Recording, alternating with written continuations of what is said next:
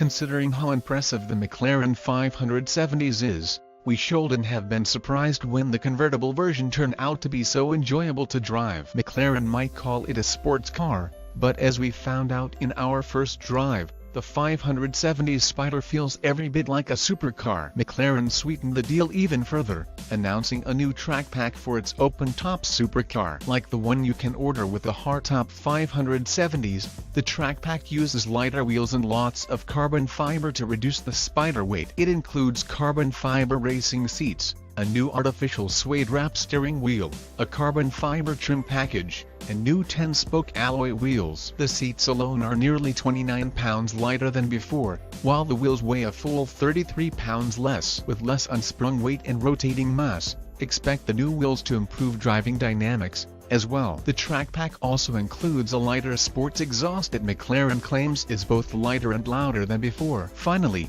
McLaren track telemetry system is also added, allowing owners to record and analyze performance data. The 570 Spider has already gained a reputation as an extremely accomplished luxury sports car that is hugely enjoyable to drive on a circuit, said Charlene Nash, McLaren head of marketing, in a statement. This new track pack brings together in one package design features, specification and popular practical options desirable for track use, further increasing choice for Spider buyers and at the same time offering them even better value. What constitutes better value, however, isn't entirely clear. McLaren has only announced UK pricing, and at current exchange rates, $7,160 works out to about $24,000. That's about $925 more than the cost of the track pack on the 570's hardtop. Then again, if you ease spending more than $200,000 to buy a convertible supercar, the exact cost of the track pack probably isn't all that important.